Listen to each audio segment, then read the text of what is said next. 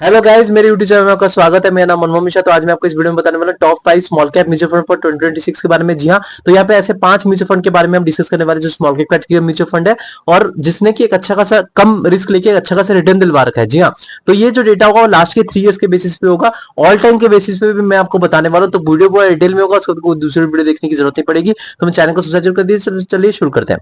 तो सबसे नंबर 5 में आता है आपका क्वांट स्मॉल कैप फंड। इसका अगर आप शार्प रेशियो देखा जाए तो 1.01 है। इसका 3 इयर्स का रिटर्न देखिए तो 26% तक अप्रॉक्स रिटर्न, जो कि बहुत ही ज्यादा वॉलेटिलिटी आपको यहाँ पे देखने को मिलती है। तो इसका अगर आप देखेंगे जो रिटर्न मैंने आपको बताया 3 इयर्स में 26% का रिटर्न है, जो कि आप अगर देखेंगे 1 से 1.5 ईयर लास्ट के इसने मैसिव मतलब बहुत ही नेगेटिव रिटर्न दे रखा है। लेकिन जो उससे पहले के जो 1.5 साल है वो भी बहुत ही अच्छा खासा रिटर्न दे रखा है। तभी इसका जो एवरेज है वो आपको 26% का अप्रोक्स रिटर्न देखने को मिल रहा है। नंबर 4 में आता है वो एचडीएफसी स्मॉल कैप फंड। इसका अगर आप शार्प रेशियो देखेंगे तो 1.06 है और इसका 3 इयर्स का रिटर्न देखेंगे तो 24% तक अप्रोक्स रिटर्न है। नंबर 3 में आता है वो आपका Invesco India small cap fund. इसका अगर आप शार्प रेशियो देखें तो 1.12 है और इसका 3 इयर्स का रिटर्न देखें तो 26% तक अप्रोक्स रिटर्न, जो कि बहुत ही मैसिव रिटर्न है।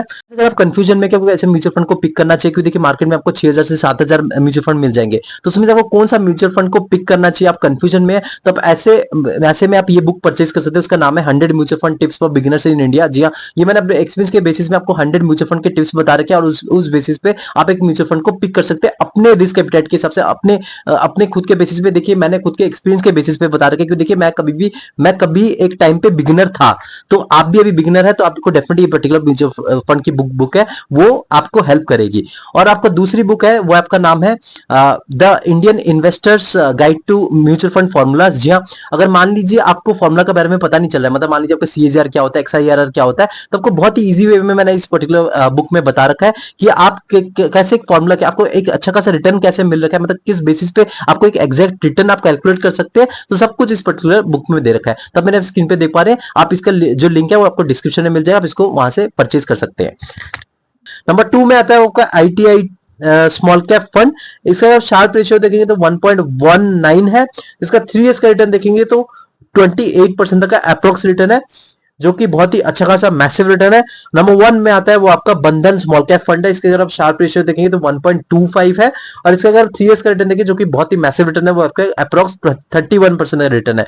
तो अगर आप देखेंगे लास्ट के 3 साल में तो सबसे अच्छा खासा रिस्क को एडजस्ट करके रिटर्न जो दिया है वो आपका बंधन स्मॉल कैप फंड है और दूसरे में आता है आपका आईटीआई स्मॉल कैप फंड। लेकिन जब आप इसका ऑल टाइम की बात करते हैं, ऑल टाइम मतलब मान लीजिए आपका 12 साल या 13 साल या 14, हम जब इन्वेस्टमेंट करते हैं तो लॉन्ग टर्म के लिए इन्वेस्टमेंट कर रहे हैं, तो हम कंपेयर करेंगे तो लॉन्ग टर्म के बेसिस पे करेंगे। यहाँ पे 3 साल या 4 साल का जो डेटा देखेंगे नहीं, तो ऑल टाइम के देखा जाए तो नंबर 1 में आता है वो आपका एक्सिस स्मॉल कैप फंड है और सेकंड में जो आता है वो आपका Nippon India small cap fund है। जी हाँ, इसका अगर आप देखेंगे रिस्क को जो एडजस्ट करके रिटर्न मैसेज दिलवा रखा है वो आपका एक्सिस स्मॉल कैप फंड इसलिए क्योंकि इसका अगर आप देखेंगे तो बहुत ही कम रिस्क लेके 12 साल में 12 या 13 साल में आपको 22% तक का मैसिव रिटर्न दे रखा है। और आपका जो Nippon India small cap fund भी वैसा ही है, लेकिन थोड़ा बहुत ज्यादा रिस्क लेते हैं। देखिए मैं आपको जब बात बताता हूँ small cap category mutual fund, तो यहाँ पे रिस्क बहुत ज्यादा लिया जाता है। हर एक small cap category mutual fund में ज्यादा रिस्क लिया जाता है, क्योंकि यहाँ पे जो सेबी की गाइडलाइन की सबसे बताया गया है कि करीब करीब 65% मतलब 65% जो है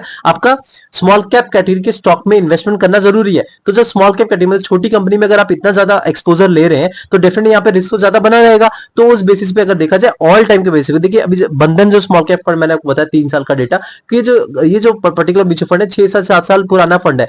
लेकिन अगर ऑल टाइम मतलब 12 से 13 साल के बेसिस पे देखा जाए तो डेफिनेटली यहाँ पे एक्सिस स्मॉल कैप फंड और आपका Nippon India small cap fund आपको ज्यादा अच्छा खासा रिटर्न के बेसिस पे रिस्क एडजस्टेड रिटर्न देता है। लेकिन लास्ट के जो 5 साल 3 साल के हिसाब से देखा जाए तो ये जो 5 म्यूचुअल फंड मैंने आपको बताया वो देता है। लेकिन फ्यूचर में ये रिस्क को अच्छा खासा एडजस्ट करके आपको ऐसा रिटर्न दिलवा सकता है, ये कोई मैंडेटरी नहीं है या फिर कोई ऐसा नहीं, क्योंकि देखिए फंड मैनेजर चेंज होते रहते हैं, फंड मैनेजर की स्ट्रेटेजी चेंज होती रहती है, तो टोटली सब कुछ चेंज होता रहता है। तो उस बेसिस पे आप खुद ही से करके इन्वेस्टमेंट करिए, इनके मैंने बोल दिया और जाके भाग के इन्वेस्टमेंट कर दिया। तो मेरे चैनल को सब्सक्राइब जरूर कर दीजिए, मैं सुनाता रहता हूँ।